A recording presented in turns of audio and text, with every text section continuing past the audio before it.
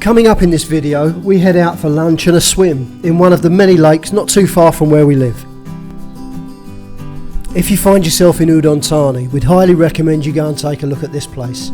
It's just 15 minutes away from Central Plaza and it is spectacular, absolutely breathtaking.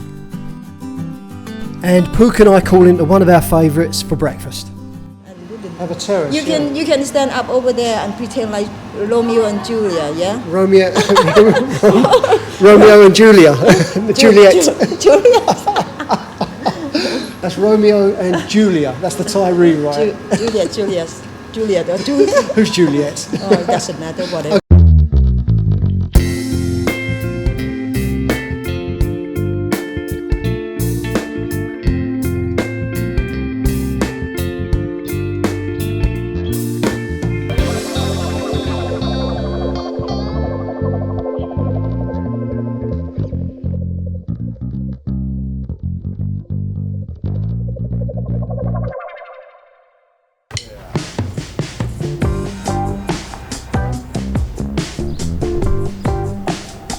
Pook and I are out on the bike and we're coming into town to have some breakfast.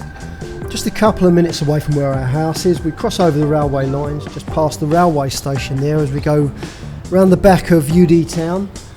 And this brings us straight down into the main street which leads past Soy Sampan. It takes you past Central Plaza. We're just down here on the left. It's one of our favourites. We come here quite a bit. Consistently good. Staff are great and we really enjoy it.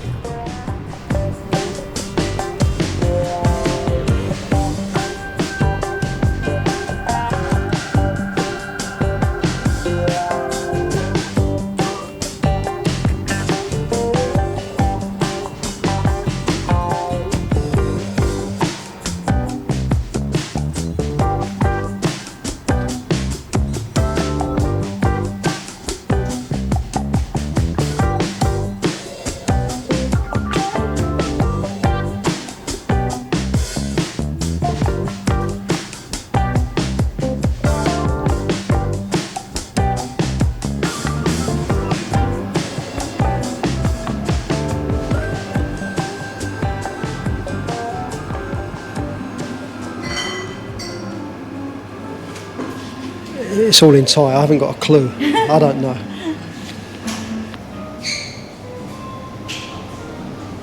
I'm just watching what you're doing, that's all. Thing to do. I know, Yeah. I know. Busy.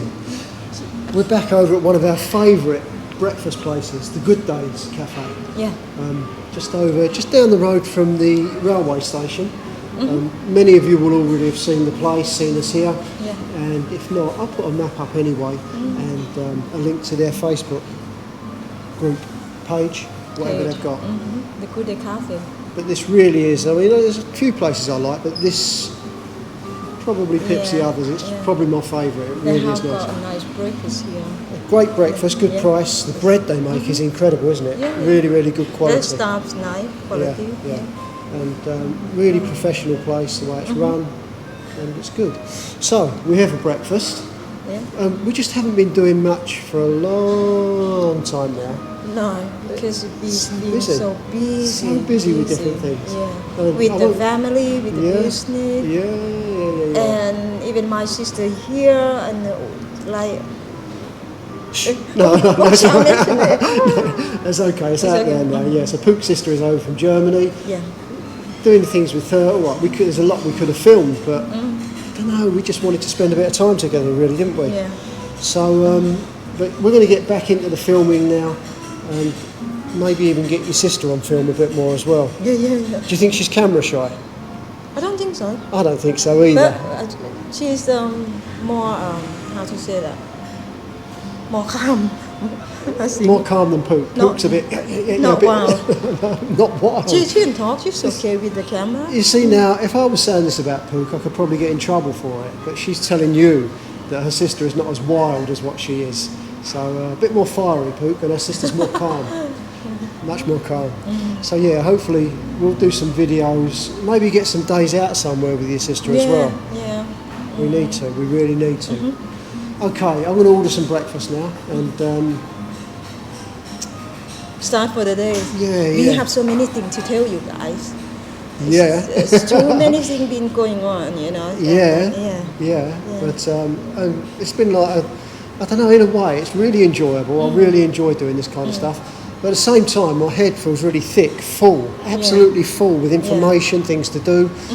But sometimes you get up like 5 o'clock in the morning, jogging, breakfast, and this and that. It's time gone already. That's right. It's like, you know, 3, 4 afternoon already. That's it, yeah. Time and then gone. before you know it, it's time Time to gone go to very bed quick. again. Yeah.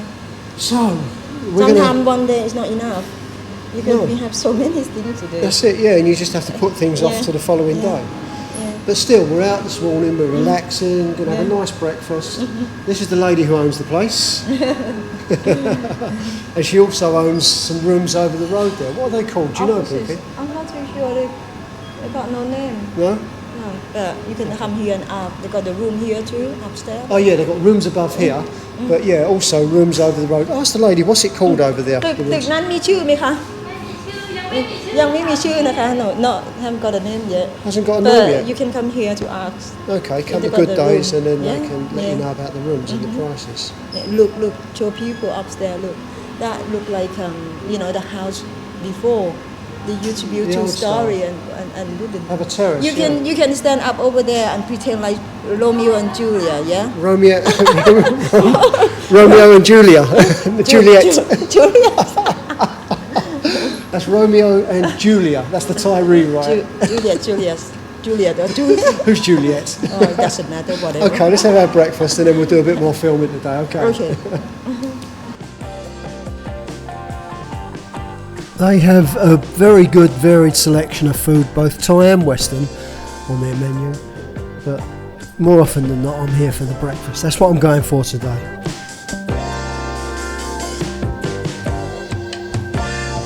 And here it is, my breakfast they call it. 2 eggs, 2 bacon, sausage, baked beans, grilled tomatoes, 2 slices of toast, all for 150 baht.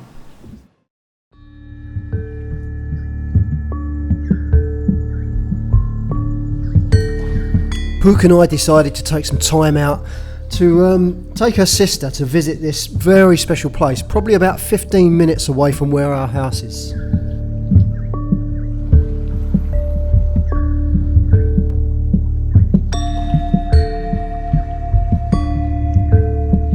Now, this grand and spectacular structure started out very different. It was originally the site of a small and humble temple that was founded by a Theravada monk. I'll show you around the temple in a little while. All of this is here because of one monk. His name is Luang Ta Mahabua. Please excuse my pronunciations in all of this, they might be slightly wrong. He was born and grew up in the small village called Ban Tat, which is where the temple is now. He came from a wealthy rice farming family and he was one of 16 children. At 21 he did what many young Thai men do. He went into the temple and spent initially a season there it's what they do to show their respect and gratitude to their parents.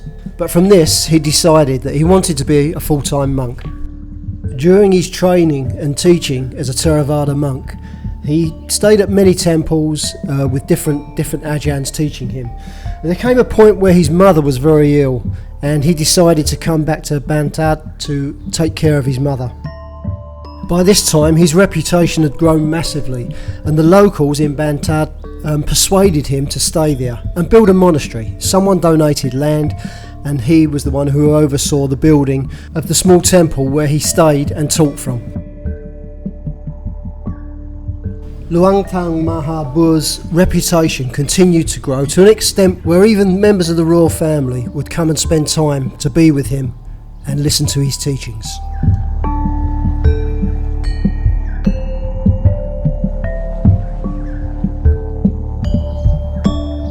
At some point this house was built for him to live in, and it's also where in 2011 he passed away.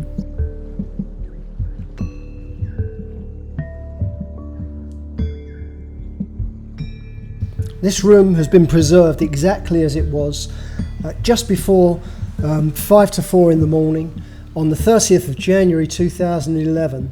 where he actually passed away, aged 97.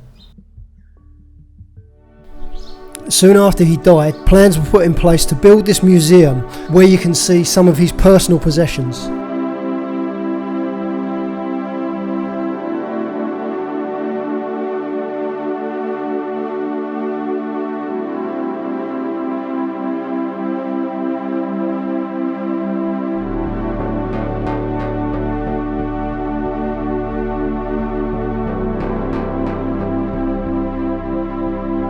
Once the museum was complete, this structure was built, and it's just seen as something fitting for a man who's held in such high esteem amongst Buddhists around the world.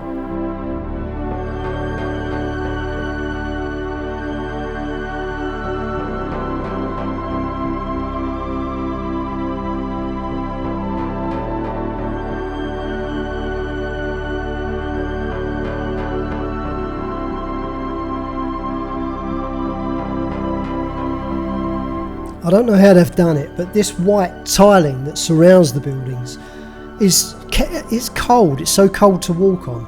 Now usually you go and visit a temple, you've got the blazing sunshine coming down on it all day and it burns your feet as you walk around. Whereas this place, it doesn't happen. One person told me that it's a special cool stone, another person told me there's an air gap underneath it which helps to keep it cool. But whatever it is, it works really, really well.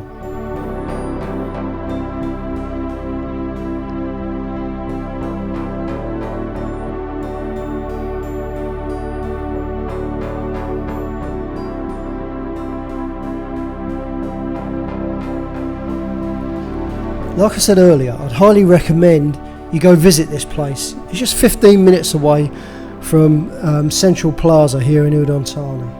And it's just one of those places that takes your breath away when you see it. It's just astounding, the detail and the way that the place has been built. So if you get a chance, go and have a look at the place. It's really worth it.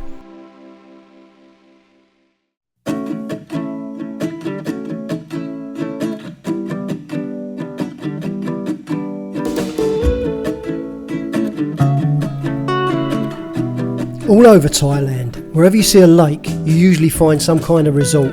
Usually you get like these little huts built on stilts where you can go in, sit down over the water, nice and cool, and have food served to you. The other thing that's becoming very, very popular are these rafts. So you go to the lake and they take you out on a raft and it's nice and cool, you've got the breeze coming off the lake, and again they serve you food. So Pook's brother had decided to go to one of these lakes, and Chris came along with us as well. He gave his Harley Davidson a run out. He hadn't used it for a couple of weeks.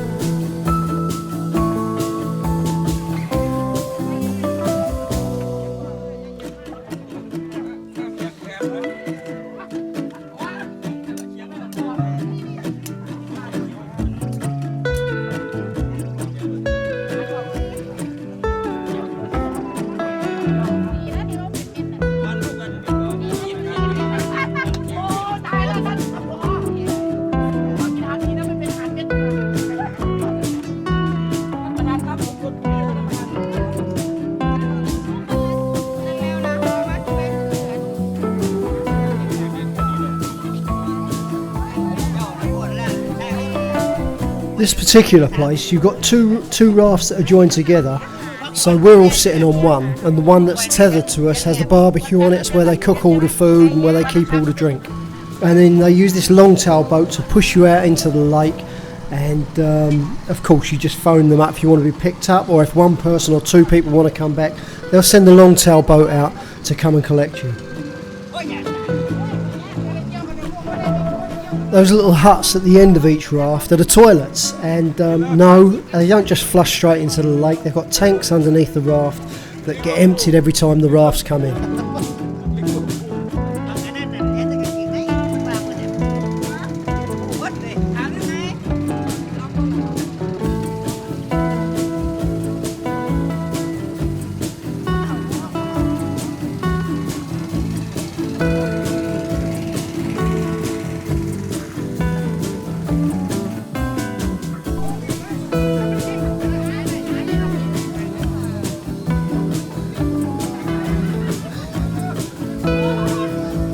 You'll be over the edge in a minute, you'll lose your footing and you'll go over the edge. any of these type of places, you'll always find a karaoke machine close at hand.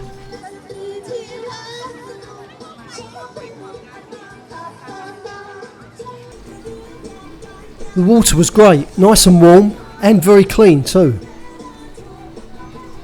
Here's a couple of maps showing exactly where this lake was, but you'll find these lakes all over Thailand.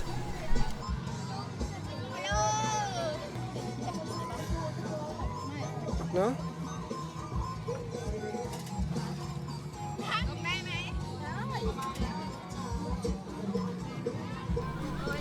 Well, that's all for this time. I hope you've enjoyed this little video showing you our part of Thailand, the place that we call home.